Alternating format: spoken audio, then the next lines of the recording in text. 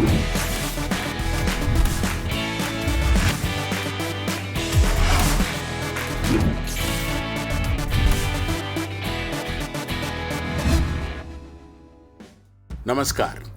खेलों में खास के साथ मैं हूं संजय बैनर्जी। आप सभी का स्वागत। साउथहैम्पटन में पाकिस्तान पारी की हार के संकट से जूझ रहा है। उसे फॉलो ऑन का सामना करना है। पाकिस्तान की दूसरी पारी आज चौथे दिन शुरू होगी। इससे पहले तीसरे दिन का खेल समाप्त होने तक पाकिस्तान की टीम ने अपनी पहली पारी में 273 रन बनाए। इंग्लैंड ने पहली पारी में 8 विकेट पर 583 रन बनाए थे और पारी समाप्ति की घोषणा की थी। इस तरह उसके पास पहली पारी के आधार पर 310 रन की लीड है। पाकिस्तान के कप्तान अजहर अली ने शानदार पारी खेलते हुए अपनी टीम को फॉलो ऑन के खतरे से बचाने की कोशिश की, लेकिन कामयाब नहीं हो सके। अजहर अंत तक आउट नहीं हुए। उन्होंने 141 रन बनाए, लेकिन दूसरे छोर से विकेट गिरते रहे। अजहर ने मोहम्मद रिजवान के साथ मिलकर 5वें विकेट के लिए 138 रन जोड़े, लेकिन रिजवान के आउट होने के बाद टीम फिर डगमगाने लगी। पाकिस्तान के पहले 5 विकेट सिर्फ 75 के स्कोर पर गिर चुके थे। इंग्लैंड के लिए एंडरसन ने 5 और स्टुअर्ट ब्रॉड ने 2 विकेट लिए। इस समय हमारे साथ मौजूद हैं फॉर्मर टेस्ट प्लेयर, सेलेक्टर और कोच अशोक मल्होत्रा। अशोक जी, पाकिस्तान पर पारी की हार का खतरा मंडरा रहा है। अजहर ने अच्छी बल्लेबाजी की, लेकिन बाकी कोई बल्लेबाज उनका ज्यादा देर साथ नहीं दे पाए। क्या यही चिंता का विषय है? क्योंकि अगर आप देखिए कि पहले मैच में शान नसूद ने अच्छी बल्लेबाजी की और फिर उसके बाद रिजवान ने की, और अगर इस पारी की भी बात करें, अजहर अली ने काफी समय के बाद अच्छा स्कोर खड़ा किया और रिजवान ने उनकी साझेदार छोड़कर बाकी बल्लेबाजी बिल्कुल पचक दिखाई दे रही है, और यही चिंता का विषय पाकिस्तान के लिए। और मेरे को नहीं लगता कि पाकिस्तान यहाँ से मैच बचा पाएगा जिस स्थिति में है। अगर अल्लाह कहते हैं ना कि अगर इंद्र देवता मेहरबान होते हैं तो फिर शायद बचने की संभावना हो सकती।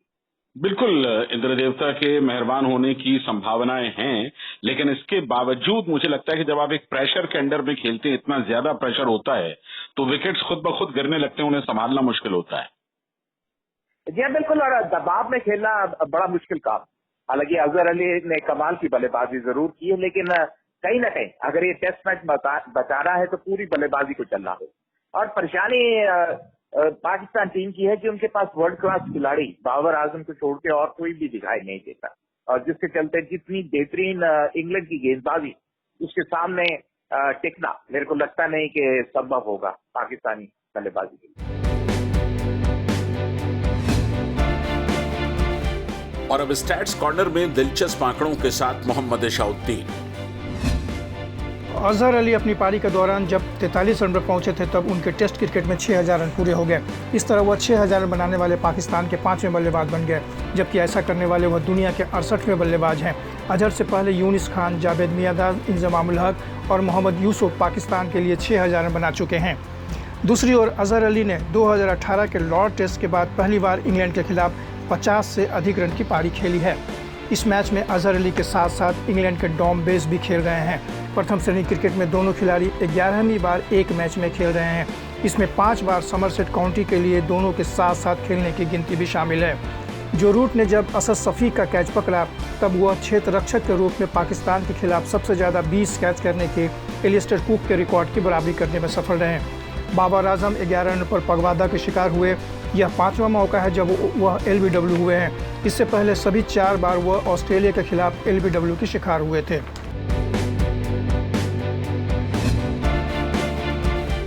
जिम्बाब्वे की क्रिकेट टीम अक्टूबर में पाकिस्तान का दौरा करेगी।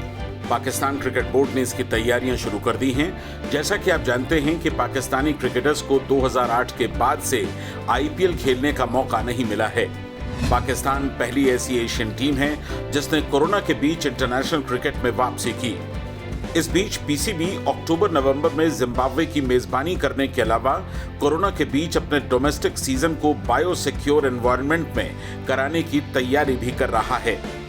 सूत्रों ने बताया कि वनडे और T20 सीरीज की तारीखें जल्द तय की जाएंगी। माना जा रहा है कि जिम्बाब्वे टीम 15 अक्टूबर के आसपास पाकिस्तान पहुंचेगी, जहां वो 3 वनडे और इतने ही T20 मैचेस खेलेगी। पाकिस्तान पहुंचने के बाद जिम्बाब्वे के प्लेयर्स को 2 हफ्ते आइसोलेशन में रहना होगा। ट्रेनिंग शुरू करने से पहले उनका कोरोना टेस्ट होगा। सोर्सेस ने बताया कि पीसीबी इस वक्त कोरोना को देखते हुए सरकार के स्टैंडर्ड ऑपरेशन प्रोसीजर यानी कि एसओपी के मुताबिक बायोसिक्योर एनवायरनमेंट के लिए नियम तैयार कर रहा है। अगले महीने यूएई में शुरू होने जा रहे आईपीएल 20 में इंग्लैंड और ऑस्ट्रेलिया के अलावा वे प्लेयर्स भी पार्टिसिपेट करेंगे जो इस वक्त सीपीएल में बिजी हैं। रूल्स के मुताबिक उन्हें यूएई पहुंचने के बाद 7 दिन क्वारंटीन में रहना होगा। हालांकि अगर वे बायोसिक्योर बबल में ही रहते हैं तो इस क्वारंटीन पीरियड को वेव ऑफ किया जा सकता है। इससे आईपीएल की कुछ टीमें खासकर राजस्थान रॉयल्स को सबसे ज्यादा लाभ होगा। आईपीएल राउंडअप के साथ सुनील तनेजा। बीसीसीआई ने क्वारंटाइन से बचने के लिए सख्त नियम बनाए हैं। अब ये फ्रेंचाइजी पे निर्भर करता है कि वो अपने प्लेयर्स से इन नियमों का पालन करा पाती हैं या नहीं। अगर ये प्लेयर्स रूल्स को फॉलो करते हैं यानी बायोसिक्योर बबल से बाहर नहीं निकलते हैं तो वे सीधे अपनी अपनी टीम से जुड़ सकते हैं। हालांकि यूएई पहुंचते ही उनका आरटी-पीसीआर टेस्ट जरूर होगा। इंग्लैंड, ऑस्ट्रेलिया और सीपीएल में हिस्सा ले रहे प्लेयर्स सीधा होटल से मैदान पर पहुंच रहे हैं। उन्हें एयरपोर्ट टर्मिनल्स और इमिग्रेशन जैसी दूसरी औपचारिकताओं का पालन भी नहीं करना पड़ रहा। इंग्लैंड और ऑस्ट्रेलिया के प्लेयर्स लंदन या दुबई से आबू धाबी और सीपीएल के प्लेयर्स भी ट्रिनिडाड से यहीं पहुंचेंगे। इसके लिए चार्टर्ड फ्लाइट्स अरेंज की गई हैं। एयरपोर्ट से सीधे वे अपने होटल पहुंचेंगे। आईपीएल 2020 में ऑस्ट्रेलिया के 17 और इंग्लैंड के 13 प्लेयर्स हिस्सा लेंगे। इंग्लैंड और ऑस्ट्रेलिया के बीच इंग्लैंड में 4 से 15 सितंबर तक 3 वनडे और इतने ही टी20 मैचेस की सीरीज खेली जानी है। सीपीएल 10 सितंबर को खत्म होगी। अब तक ये साफ नहीं है कि क्या क्वारंटाइन जरूरी होने पर इन्हें आईपीएल के कुछ शुरुआती मैचेस छोड़ने पड़ेंगे या नहीं। अगर ऐसा होता है तो भी फ्रेंचाइजीज को नुकसान होगा। Steve Smith, David Warner, Ben Stokes, Jofra Archer, Kieron Pollard, Rashid Khan और एंड्रे रसल का टीम में ना होना फ्रेंचाइजीज के लिए शुरुआती ही सही लेकिन नुकसान जरूर होगा। लेकिन अगर वो बायोसिक्योर बबल में रहते हैं तो इससे बच सकते हैं। इन हालात में सिर्फ आरटी-पीसीआर टेस्ट ही होगा और फिर सीधे प्लेयर टीम से जुड़ सकेंगे। बीसीसीआई ने आईपीएल टीम्स को एक नोट भेजा है। इसमें कहा गया है कि इंग्लैंड बनाम ऑस्ट्रेलिया और सीपीएल के बाद अगर प्लेयर्स बायोसिक्योर बबल में रहते हैं, टीम बस से सीधा एयरक्राफ्ट तक पहुंचते हैं और इस दौरान दूसरी औपचारिकताओं से बचते हैं तो उन्हें क्वारंटाइन नहीं होना पड़ेगा। इस दौरान वे दूसरे लोगों से संपर्क नहीं कर पाएंगे। इस नोट के मुताबिक फ्रेंचाइजीज को स्पेशल चार्टर्ड फ्लाइट बुक करनी पड़ेंगी। इनके लिए स्पेशल पास अरेंज करने पड़ेंगे ताकि वे एयरक्राफ्ट से सीधे बस के जरिए टीम होटल पहुंच सकें। फिर आरटी-पीसीआर टेस्ट होगा। इसका नेगेटिव आना जरूरी है। यात्रा के दौरान भी उन्हें बायोसिक्योर बबल के नियमों का पालन करना पड़ेगा। अगर आईपीएल गवर्निंग काउंसिल संतुष्ट नहीं हुई तो प्लेयर्स को 7 दिन क्वारंटाइन रहना पड़ेगा। साथ ही उनके 3 आरटी-पीसीआर टेस्ट भी होंगे।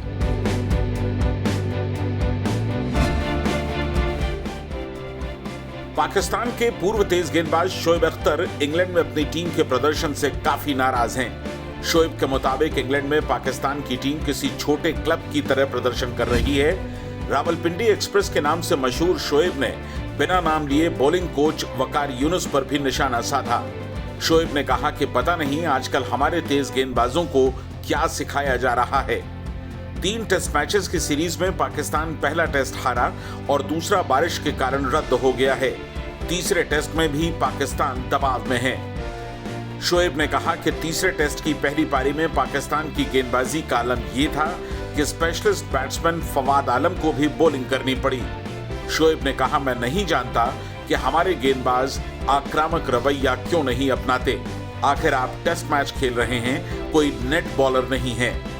शोएब ने बाबर आजम को अगले दिन बल्लेबाजी के लिए बुलाने की बात कही।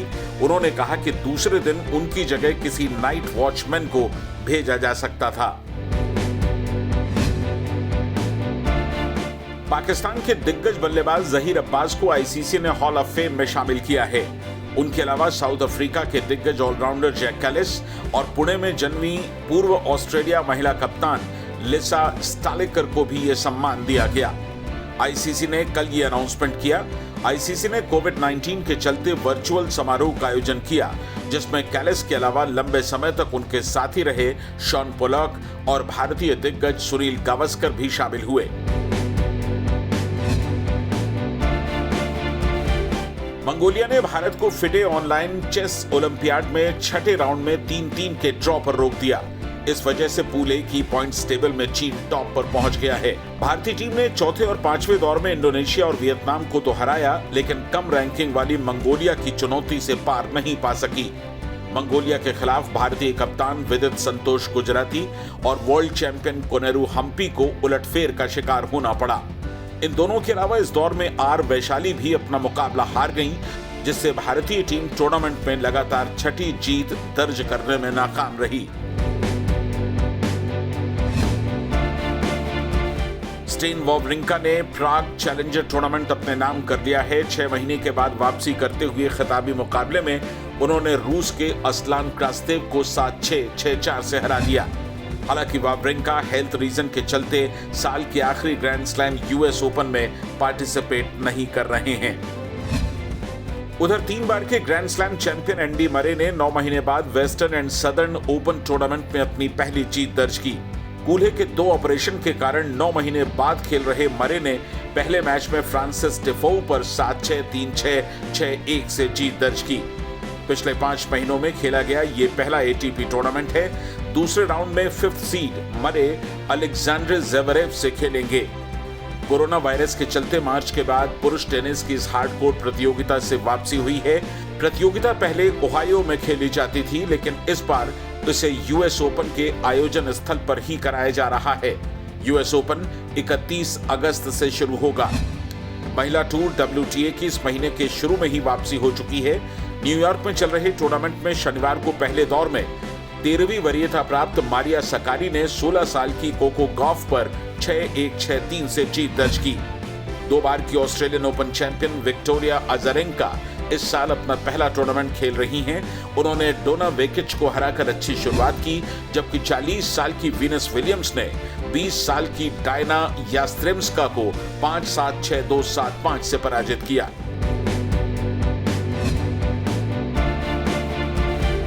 तो खेलों में खास में आज का सफर यहीं तक। स्पोर्ट्स वीडियोस, अपडेट्स और स्पोर्ट्स ब्लॉग्स के लिए आप हमारी वेबसाइट sportszindagi.com विजिट कर सकते हैं। हमारी ईमेल आईडी है connect@sportszindagi.com। अपना ख्याल रखिए और जुड़े रहिए स्पोर्ट्स जिंदगी के साथ। नमस्कार।